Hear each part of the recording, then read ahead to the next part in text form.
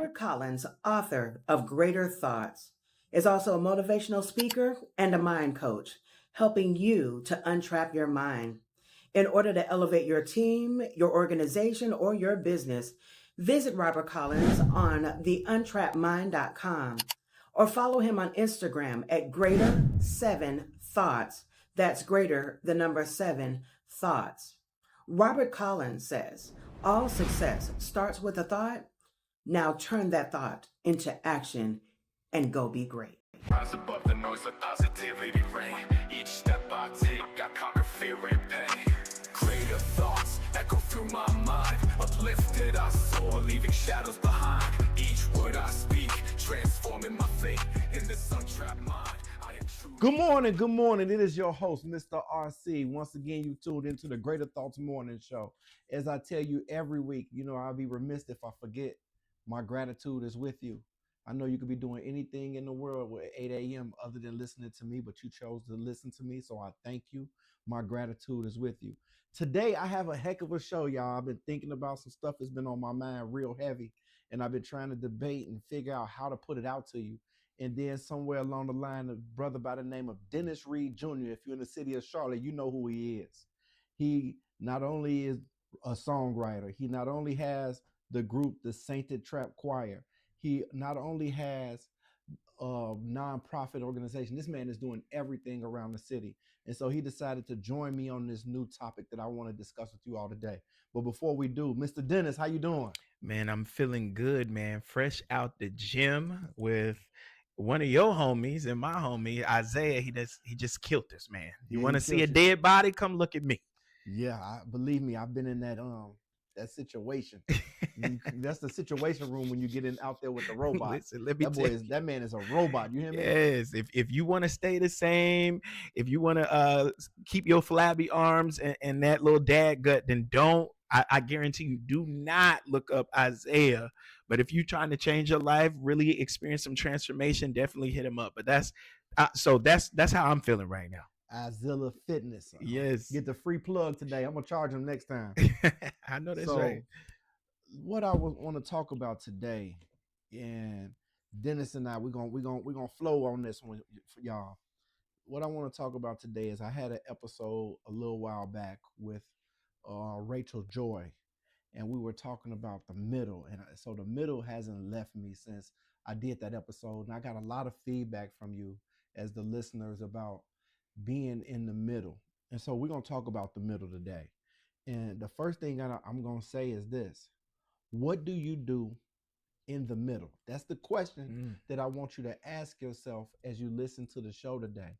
But what do you do? Not me, not Dennis, not your cousin, your auntie, your mamas, your uncles. But what do you do in the middle?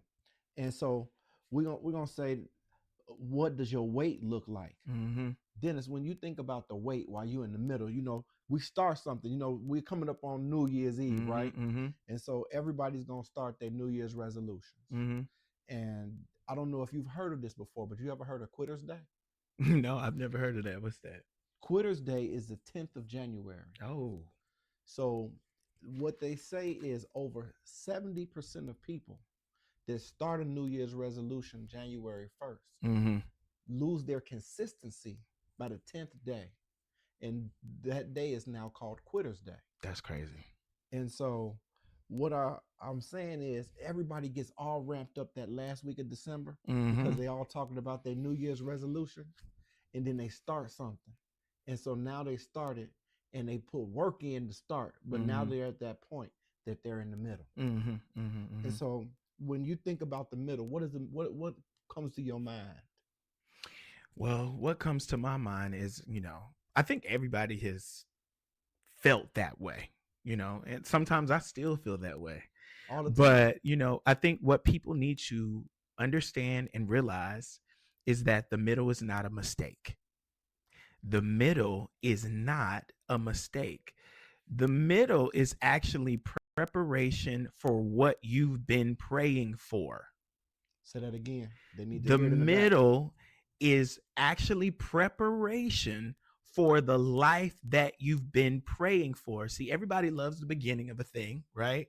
We love to dream big because you get those endorphins, you get that release. Oh, I can't wait. I got a fresh idea. I got a fresh idea. I got a new business. I got a new book. I got this fresh concept. So we get that rush. Everybody loves the beginning of a thing. Mm-hmm. Also, everybody loves the fulfillment of the thing, That's what they right? want. So, oh, we did it. We did it, Joe. You know what I'm That's saying? right. But nobody really likes the middle part, the part of preparation, the process that it takes to get to the life, to get to the promise, to get to the goal that you set before yourself. And so, what we have to do is realize that that middle is preparation. Now, I get it. It's hard because in the middle is like when you keep showing up to the gym and you're putting in the work, Yeah. but you're not seeing the results. The middle is like high responsibility, but low results, right? But if you keep the promise that you make to yourself, if you show up, see, there's more wins in consistency than, just fast results. So Man, you moving too fast. okay, I'll fast. slow down. You moving too fast. You Come on. know. Come on. So, I mean, I'll just stop there, but just realize that the middle is not a mistake. It's preparation for the life that you've been praying for. So let's talk about that. Mm-hmm. When we get into the middle, let's go back before that we get to the middle. Mm-hmm. And you just hit it, and I want to say that God gives us the things that we ask for. Yes, he does. Sometimes we get bothered that we don't get them and see them right when we want to see them. Woo. But the thing that we have to remember is that the Bible tells us, and there's been a show on this, y'all. Mm-hmm. The Bible tells us more than anything else in the world is to fear not. Mm-hmm. Mm-hmm. So when we talk about fearing, right, that's where we put doubt into the thing that we ask God for, because He give us everything we ask for. But then we start throwing a doubt in there. Now there comes the time difference, right? Because our faith is not being fulfilled because we not having true faith, because we done threw the doubt in there. Fear and faith are related. Come on, they're cousins. I mean, so I feel like, and maybe I'm wrong, so maybe theologians don't kill me, but in my mind, fear and faith are related just like energies related. So you have positive energy, you have negative energy, you have neutral energy, whatever. It is the thing, right? It's energy. What you use that energy for is up to you.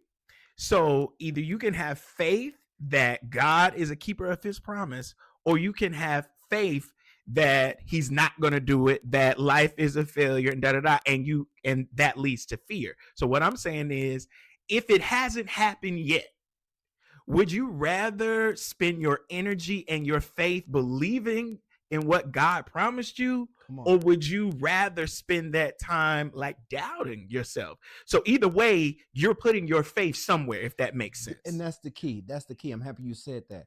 People fail to realize sometimes when the absence of work is still putting your faith into something.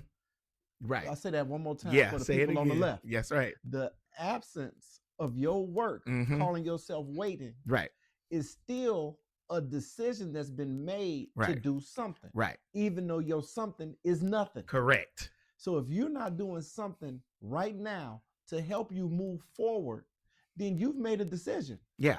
And people have a problem with taking accountability to that decision. Right. Right. Because the process is necessary for every single thing that we desire in life. Absolutely. Absolutely. And I love how you talk about the workout, right? I mentioned working out quite a bit. I even mentioned it in my book. Where the part comes that you go look in that mirror. Or like you probably stepped on the scale this morning. Yep. You know I did. When you step on the scale and you don't see that you lost 6-7 pounds from the last time you were on the scale. But there's a process.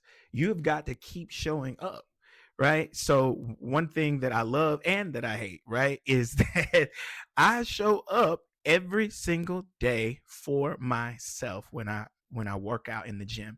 And I realized that as I'm trying to better myself, stop. You're not trying. As you bettering yourself. That's right. Thank you for that correction. Everything. I realize as I'm bettering myself that honestly, I can't do it by myself. So when you're in the middle, you also have to realize you don't have to be in the middle alone. Even Jesus was not alone when he was in the middle of it. I mean, let's just face it. He chose 12 people to rock out with him. And even in that 12, he had 3 that he was close to. Yes, there were times where he would have solitude and isolation for himself, But they were still right but they down were there with him. still right there with him. Come on. So some of you guys are mistaking like isolation for like God, right? You're mistaking like, oh, because I'm in the middle, I'm by myself. There's a difference between by myself and alone. And I'm telling you that there is some strength if you can find the right people to be in the middle of it with you to help you to accomplish those goals and to hold you accountable. I mean, Isaiah holds me accountable. Not only is he being an example of the thing, like modeling, right, the workout that I should be doing, That's right. but shoot, he done made us download a calorie counter. I don't want to be uploading pictures of my food every night. That's right. Like, That's right. But I said that I wanted to feel a certain way. I wanted to look a certain way. And I have a deeper purpose for why I work out the way that I do. So I guess what I'm trying to say is while people are in the middle, listen, have some people that you're accountable to, have a community that you can be safe with, and also realize you do not have to do this by yourself. Now, see, I know that he didn't. I don't know. He may have heard the episode, but let me tell you, he's going somewhere. He's gone somewhere, and I'm gonna take y'all somewhere else. The show a few weeks back, Consumption and Circle. Ooh. You guys should know this stuff by now, but you know what? The righteous man falls 7 times, so I'm willing to continue to give it to you. Mm-hmm. What are you consuming? Are you consuming positive things that go along with where you desire to be? Mm-hmm. And who are you allowing in your circle? Because the people in your circle has a lot to do with who you're going to become. Mm-hmm. It's not about who you already are, it's about who you're going to become. See, we are a culmination of the thoughts and the energy that we put behind the thoughts of our past. That's who you are today. But who you're going to be tomorrow has to do with what you're consuming right now and who's in your circle. You guys have to start removing the people that don't serve you in a manner that moves you into the positive realm and what you desire to see your own personal life. That's good. And I want you guys to take this because these are jewels that's being dropped. And if you don't take the jewels and use them appropriately, because he gave it to you, heavy is the crown, y'all. And every time you pick up a jewel that goes in your crown, that's a little more weight. But that also is responsibility. And that's where I'm taking you. You have a responsibility to get to where it is that you say you want to get to. Yes, absolutely. I love the fact that you said, consuming. So God got on me earlier this year, and he had to remind me that your job is to create more than you consume. Your job is to create more than you consume. So I'm very proactive with my positivity, my health, right? And what I mean by that, people wait, most people wait to see how the day unfolds to determine whether it was a good day or not. That's right. right. That's right. I don't do that. Part of my routine, I wake up, I kiss my wife. I open my Bible app and I meditate. Sometimes I'm on the toilet, I know that's right. I think the best. I ain't going nowhere. It's just me and God. You know what I'm saying? Right.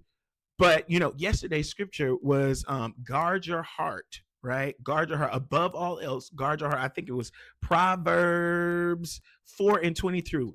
4:23. Above all else, guard your heart, for everything you do flows from it. So the reason why I brought that up is because you said consume.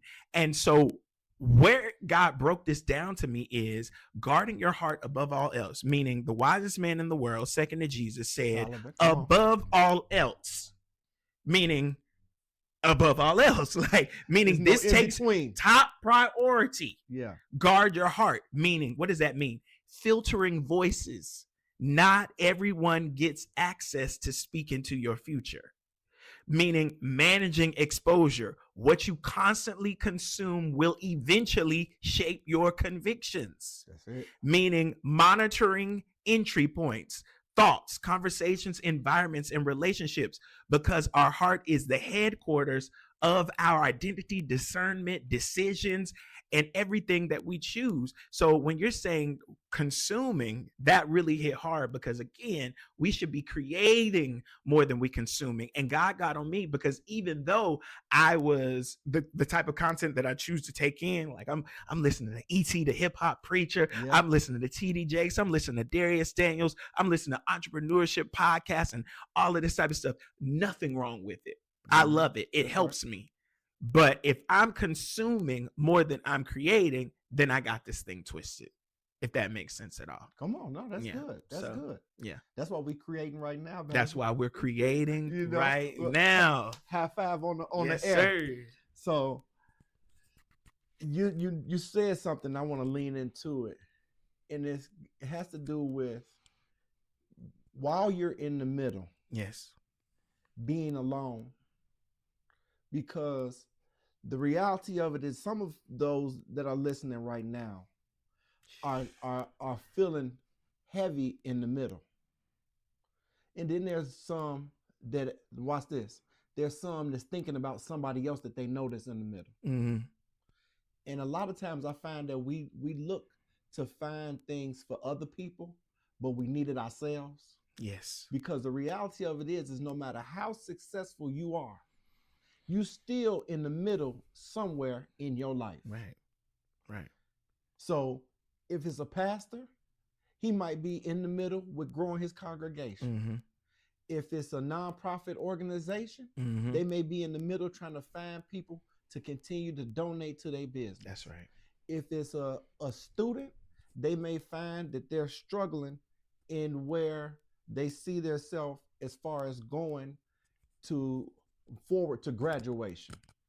If just depending on where you are in the middle. You are in the middle. So in the middle, know that you're not alone, because here's the part. The thing that you prayed for, the gift that you have, Come on. the vision that was given to you Mhm. came from the Creator. That's right. So you're not alone. It's what you do. If we want to go look at David, if we go biblical for a moment, you go look at David. David was out there tending to the sheep. Right. He was working. Yeah. And so 90% of us, when we ask God for something, we're working. But now we, for some reason, decided that now that we in the middle and it's not moving the way it's supposed to move in our mindset, because God does it in his time, not our time. Yeah. But we're not where we're supposed to be in our mindset. We start to fall away and feel like we're alone. Listen, sometimes God does not delay the dream. He's developing the dreamer. Say it again. Sometimes God is not delaying the dream. He's developing the dreamer. Like you said, King David was anointed, right? At 15 now. Working in the fields. Mm-hmm. He was the underdog. Not even his daddy and them believed in him. Yeah. But yes, he was anointed, but it wasn't his time. Come on. Right? That's right. You can be anointed and it's still not the appointed time. I can't tell you how many times I looked at my life and I said, I should be further along. I thought I would be married by this time. I thought I would have kids by this time. Pause. See, the women listening right now, y'all all think that only y'all do that. hey, just so you know, we as men, we travel that path too. Yeah. You know, we travel that path too, especially if our parents have done some things. Correct. Go ahead. But that's the women. I get it all the time from the women. No, listen. Man, I thought I would have done this. I'd have had this many, and I'd have done that. Yeah. Go ahead, brother. No. So women, you are not alone in that. Yes, men feel the same way. I thought I would be X in my career by this time. I thought, I would have millions of dollars. I thought my business would be booming by then. And then I realized, there's still some development that needed to happen in me. I thank God that he did not answer some of the prayers when I prayed for them. I thank God, because had I gotten there ahead of the appointed time, what was meant to be a blessing would have actually been my destruction. Wow. So y'all have to, I get it. It's hard because sometimes it feels like you're in survival mode. I get that. Listen, I have done so many amazing things. I have worked with Oprah Winfrey. I have met Barack Obama. Like, God has just blessed me. And even while those things were happening, I was driving to meet Barack Obama on E. In the middle. In the middle, right? In the middle. I worked with Oprah, but she didn't pay me a dime. Mm-hmm. And that's not her. Like, I'm not saying that like because there was something wrong with it. It was my honor. But you're like, oh my God, these amazing things are happening. God will give you like these little God winks to keep you encouraged throughout. But then you might still be struggling in one, another area of your life. That's good. Listen, just because it's not happening now doesn't mean it's not happening. It's happening.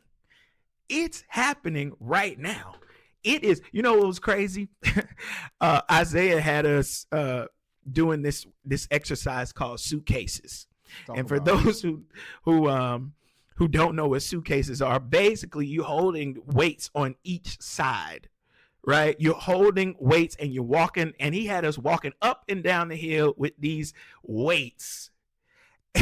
And I was struggling. I really was. And I was, when you're going through these workouts, sometimes you start negotiating with yourself. You're like, okay, I'm this is enough. I can't go higher. And God said, how you praying for suitcases when you're not even doing suitcases? Come on. Like, I don't know if y'all heard what I just said. I just said, because part of me, I'm in entertainment. I love to travel. I love when my wife gets to travel with me. I love that the group is getting booked. We all doing all these amazing things. Yeah. He said, okay, you prayed for suitcases. Okay, so do suitcases. Mm-hmm. But now that I'm giving you an exercise called suitcases, you acting like you can't carry the weight. Do you have the capacity? Do you have the capacity in your current self to actually carry the thing that you've been praying for? And I had to talk to myself. Okay, yeah, I've been praying for this. I'm about to be walking to this airport multiple times with suitcases. I have to find the strength to do the suitcases. So I don't know what that means for the listener, what your suitcase is, but you've been praying for, financial increase. But have you been managing well? Come on. Where you are right now. Right now. You've been praying for a new house, but the current house that you got is full of clutter. Did you do some upkeep? You have to start assessing where you are right now while you're in the middle. And then here's the paradigm shift. You have to, while you're in the middle, do the mental shift for what it is that you're already praying for. So although I want to live in the condo, or although, I want to live like Fresh Prince of Bel-Air and have my own Jeffrey and stuff like that, nigga, well, I said nigga, but anyway, did you take out the trash? Look, did you make up your own bed? Like, you done gave him too much. Do you understand what I'm saying? Yeah. You want to drive the Beamer. What your car look like right now? So let me say, this is a perfect time for me to tell y'all, go out and order a copy of the book, Greater Thoughts. Let's go. You have to understand, Greater Thoughts, the book is a process. It's a journey, a 90-day journey to take you from the mental place that you are to the new mental place of where your life desires to go. You have to understand, he dropped so many jewels on y'all, but the one that I love, you got to carry this one, is you pray for suitcases, but you don't want to carry the suitcases in the workout. That's a lot being said. So if you're like me and you an old school hip hop person, you look for the multiple meanings in the thing. Right. And so he says the paradigm shift, but I want to just kind of stay right there for just a moment. The thing that is similar to the thing that you're asking for, how do you treat it? He spoke about just walking with weights in each hand. Are you walking it out during the process, or have you allowed the doubt to come in that tells you that this is far enough? But is God to give you more than enough when you want him to bless you with where it is you desire to be? While you're in the middle, are you saying, God, I've given enough? Or are you Mm. saying, God, I'm willing to walk this extra mile because I know when I walk an extra mile, you're going to walk 2, 3, and maybe even 10 times more for me Mm-hmm. where I don't even know. Mm-hmm. Mm-hmm. You know, see, one thing I want you all to remember is that we're all connected to God. And so he's making preparations for you 7, 8, 10 months, 10 days, 10 years down the line Mm. for you when you stay faithful in the process. That's right. And the process is the middle. Is the middle. You know, once you start a thing, then bam, you started it. But once, do you now put it down or do you continue the consistency? Yes. The consistency, which is so important So key. to carry you through when you're wondering, who am I to keep going? Who am I that God is going to allow me to be a millionaire? Who am I to be the first one to graduate college? Who am I to be able to take care of my parents? Who am I when my children act up and I know that it's a temporary thing because I brought them up the right way? And how am I going to continue to work with my child? Because see, some of us are dealing with children that are seeming to go astray, and now we feel like we in the middle as parents. Yes. And so, what lane are you focusing on? Because see, what I want you to focus on for the last 5 minutes that we have of this show is where God can take you. Yes. Before you're prepared for it. Listen. Like, where has He taken you? And because of the process, Mm-hmm. you've been blessed in it instead of you getting it early. That's right. Listen, I love what you said about consistency. Listen, y'all, consistency creates momentum. Momentum creates miracles. All right. Consistency creates momentum. Momentum helps create miracles. You have to keep showing up when you're not seeing the results because you know that is working for your good. All right.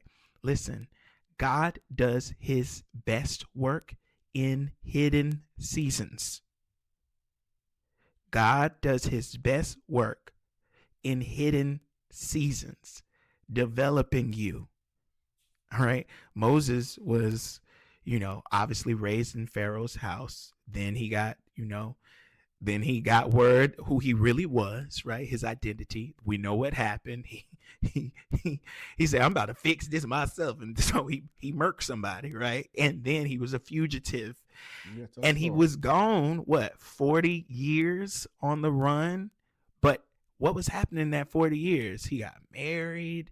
He found a partner. He was mentored in the wilderness. Come on. He learned how to shepherd better.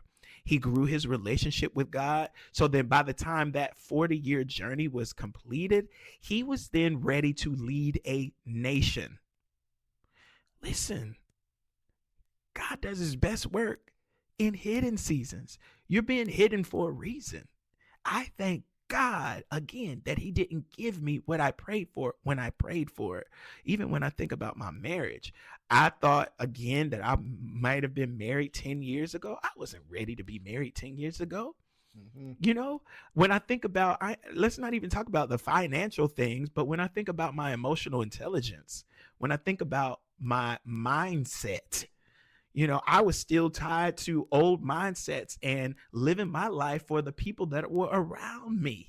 Tell the truth. You can't go into a partnership, a marriage, if you're still being influenced and living your life for someone else. I had to get alone. I had to get with God. I had to discover and unlearn some things. I had to get out of survival mode. I had to change my mindset. And through that process, God made me ready. And then the biggest paradigm shift for me, even when I think about my relationship, is I used to pray, God, send me a wife. Then I prayed, God, make me a husband. That's a paradigm shift, y'all. So you're over here praying, God, send me. God, do this. You do not have to rush your becoming, y'all. So in this hidden season, in this survival mode, in this in the middle, in this nobody understands the weight of what I'm carrying, in this all of this, listen, God heard you the first time that you prayed. That's it. That's it. And I'm gonna say one more thing before we end today. I was talking to Pat this morning after playing ball, and he reminded me of this. So I'm gonna remind you of everyone that's listening. Do not allow comparison to steal your joy. That's good. Dennis, before we leave, I must remind you one more thing.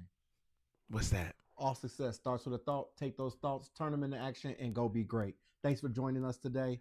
Greater Thoughts Morning Show. We'll see you again next Thursday. God bless. Thanks, Dennis. Let's get it.